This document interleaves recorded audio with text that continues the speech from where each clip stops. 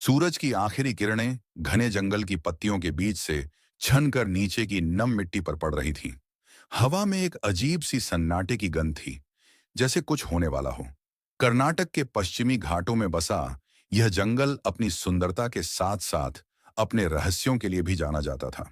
स्थानीय लोग इसे काला वन कहते थे, न सिर्फ इसके घने पेड़ों की वजह से, बल्कि उन कहानियों की वजह से जो पीढ़ियों से चली आ रही थीं। कहानियां गायब हो जाने वालों की। अर्जुन एक फोटोग्राफर था जो वन्य जीवों की तस्वीरें खींचने के लिए यहां आया था। उसके साथ थी उसकी दोस्त माया, एक वन्य जीव विशेषज्ञ जो जंगल के दुर्लभ प्राणियों पर शोध कर रही थी।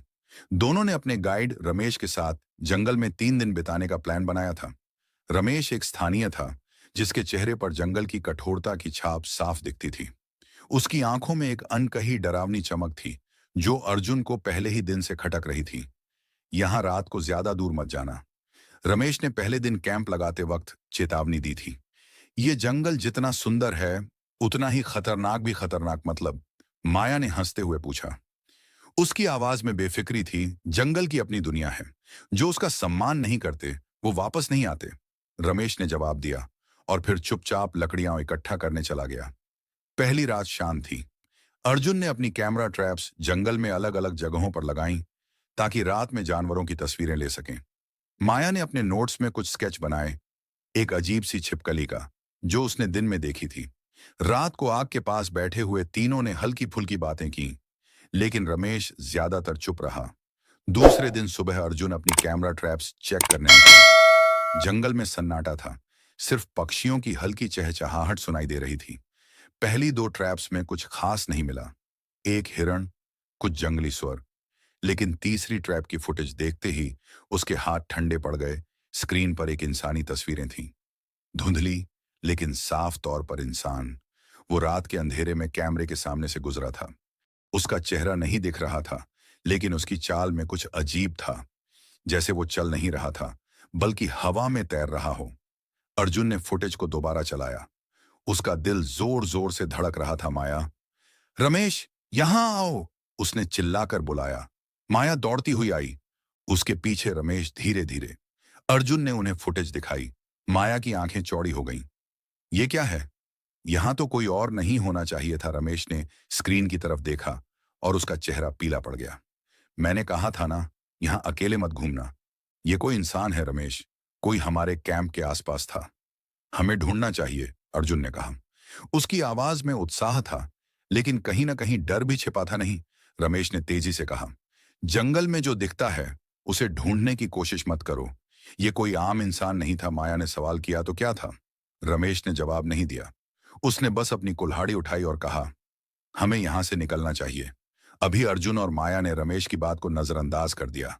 उनकी जिज्ञासा अब डर से बड़ी हो चुकी थी। उन्होंने फैसला किया कि वो उस तस्वीर की तलाश करेंगे।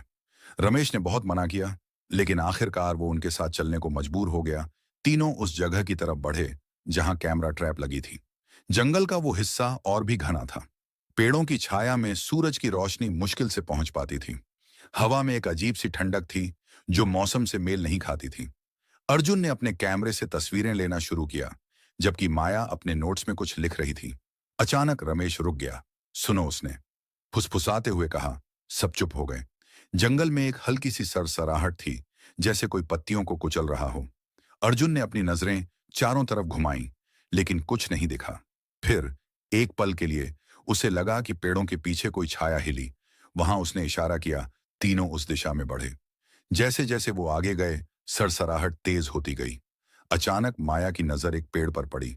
उसकी छाल पर कुछ निशान थे, गहरे पंजों जैसे निशान, लेकिन किसी जानवर के नहीं। वो इंसानी उंगलियों जैसे लगते थे, पर असामान्य रूप से लंबे हैं। माया ने डरते हुए पूछा, ये क्या? इससे पहले कि कोई जवाब दे पाता, एक तेज चीख जंगल में गूंजी। वो इतनी तेज थी कि अर्जुन के हाथ से कैमरा गिरते गिरते बचा। रमेश पीछे हट गया। मैंने कहा था ना, यहां कुछ ठीक नहीं है, चलो वापस। लेकिन अर्जुन और माया रुकने को तैयार नहीं थे। वो उस चीख की दिशा में बढ़े। कुछ दूर चलने के बाद उन्हें एक छोटा सा गड्ढा मिला। उसमें कुछ कपड़े पड़े थे, फटे और सने हुए। पास ही एक जूता था जो किसी पुरुष का लग रहा था। ये किसी का कैंप था, माया ने कहा। उसकी आवाज कांप रही थी। अर्जुन ने कैमरे से तस्वीरें ली। हमें पुलिस को बताना चाहिए। यहां से कोई पुलिस नहीं आएगी, रमेश ने कहा। यह जंगल अपना हिसाब खुद रखता है। शाम होने तक तीनों वापस अपने कैंप में थे, लेकिन अब माहौल बदल चुका था। अर्जुन और माया के दिमाग में सवाल घूम रहे थे। वो तस्वीर किसकी थी, वो कपड़े और हड्डियां किसकी थीं? रमेश चुप था, लेकिन उसकी आंखों में डर साफ दिख रहा थी। रात को आग जल रही थी। अर्जुन ने अपनी कैमरा ट्रैप्स फिर से चेक की।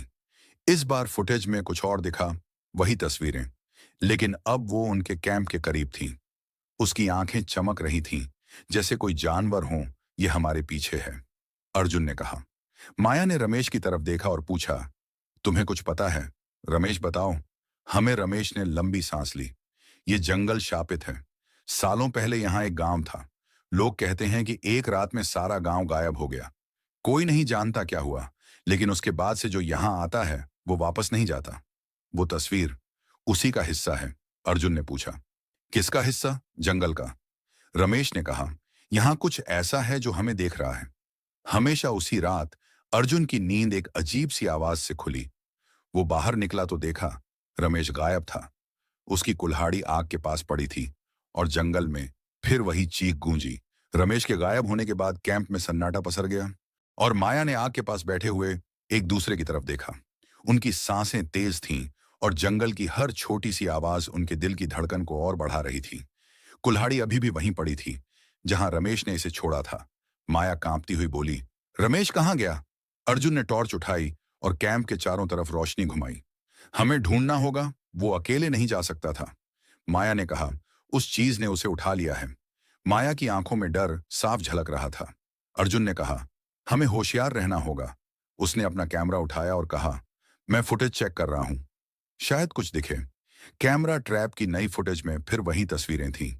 इस बार वो और करीब थी, कैंप से बस कुछ मीटर दूर। उसकी आंखें अब साफ दिख रही थीं, चमकती हुई, लाल जैसे आग के गोले जैसी। लेकिन उसका शरीर अभी भी धुंधला था, जैसे वो पूरी तरह से इस दुनिया का हिस्सा न हो।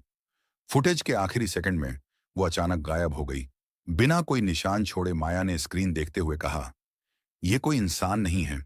रमेश ने कहा था कि यह जंगल शापित है। शायद वो सच कह रहा था, अर्जुन ने जवाब दिया। उसने बैग से एक चाकू निकाला और माया को थमाया।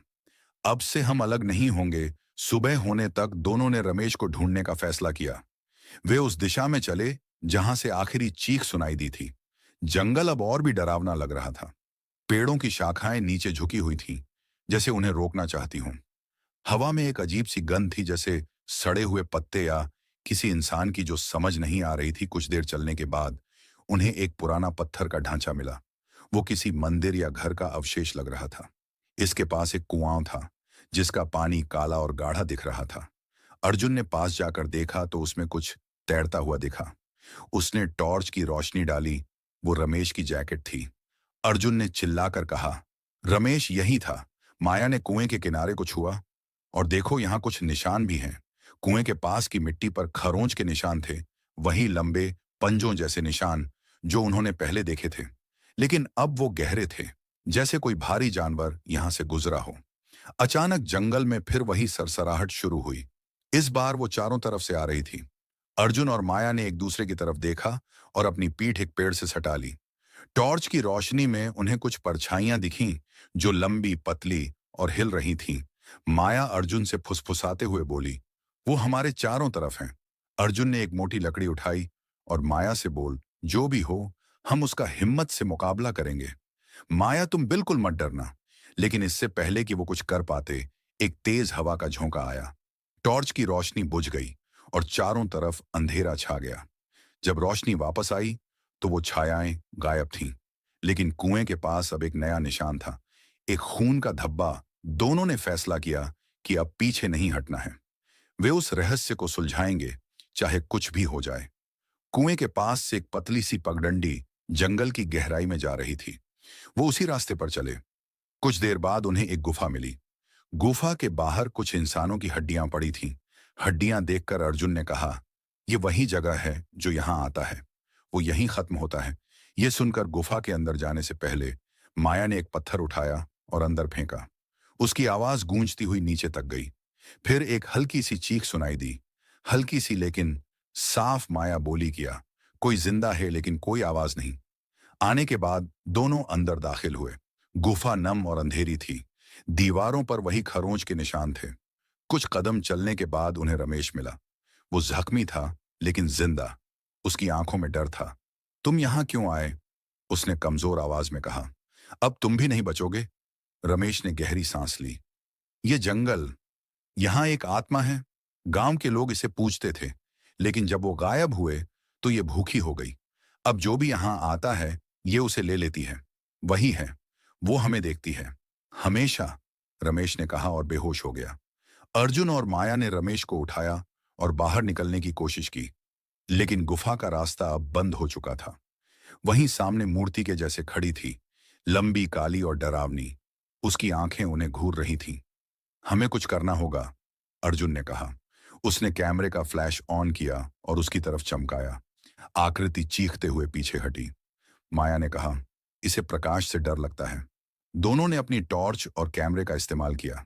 हर बार जब प्रकाश उस पर पड़ता, वो पीछे हटती। आखिरकार वो गुफा की दीवार में गायब हो गई। रास्ता फिर से खुल गया। तीनों बाहर निकले। सूरज उग रहा था और जंगल में एक अजीब सी शांति थी। उन्होंने रमेश को पास के गांव तक पहुंचाया और पुलिस को सब बताया। लेकिन जब पुलिस गुफा की तलाश में गई तो वो वहां नहीं थी। जंगल ने अपने रहस्य को फिर से छिपा लिया था।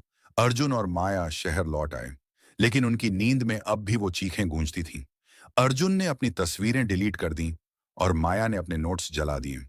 लेकिन एक सवाल उनके दिमाग में हमेशा रहा, क्या वो सचमुच बच गए थे या जंगल अभी भी उन्हें देख रहा था? ये सवाल अब भी उनकी नींदें उड़ा देता था।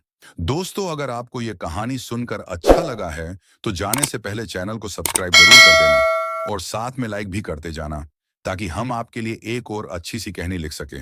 तो दोस्तों, मिलते हैं अगली वीडियो में।